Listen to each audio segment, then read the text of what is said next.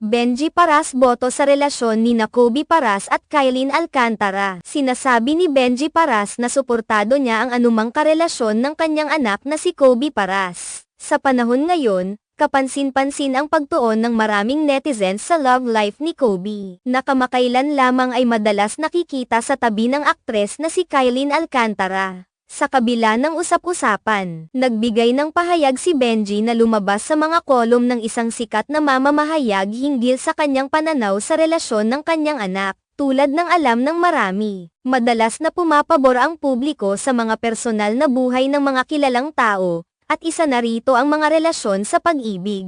Sa kasong ito, si Kobe Paras, ang anak ni Benji, ay nasa sentro ng atensyon ng publiko dahil sa kanyang pagiging malapit kay Kylene Alcantara. Ang dalawa ay palaging nakikita na magkasama sa mga social events at public appearances, na nagbigay daan sa iba't ibang haka-haka tungkol sa kalagayan ng kanilang relasyon. Sa isang gala event na ginanap sa GMA, nagbigay si Kobe ng opisyal na pahayag na sila ni Kylene ay magkaibigan lamang. Ayon sa kanya, wala pang espesyal na ugnayan sa pagitan nila, at ang kanilang pagiging magkasama ay dahil lamang sa kanilang pagkakaibigan. Gayunpaman, sa kabila ng pahayag na ito, hindi may kakaila na marami pa ring tanong at spekulasyon ang patuloy na umuusbong sa social media at iba pang platform. Dahil dito, nagbigay ng kanyang pananaw si Benji Paras sa nasabing issue.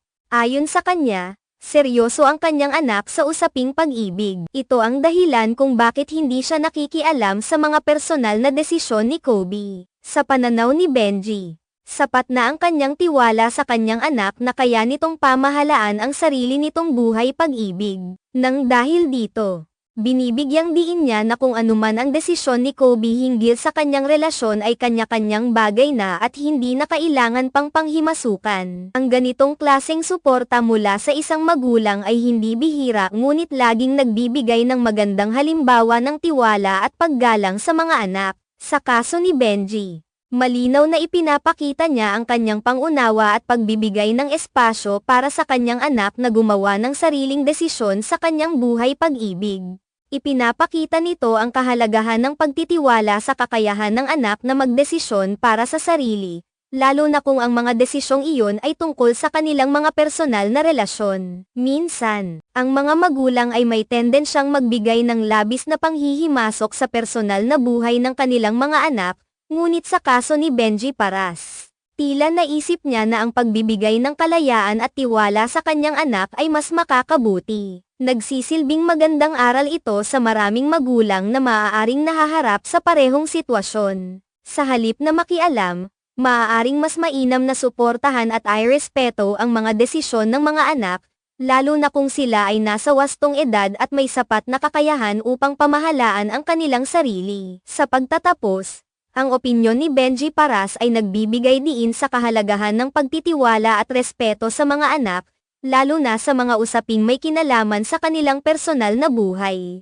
Ang kanyang pahayag ay nagpapakita ng magandang ehemplo kung paano dapat magbigay ng suporta ang mga magulang sa kanilang mga anak, kahit na sa mga aspeto ng kanilang buhay na maaaring magbigay ng publiko o media attention. Sa ganitong paraan, maaaring mas mapanatili ang maayos na relasyon sa pagitan ng magulang at anak, habang binibigyan ang bawat isa ng espasyo na magdesisyon para sa sarili.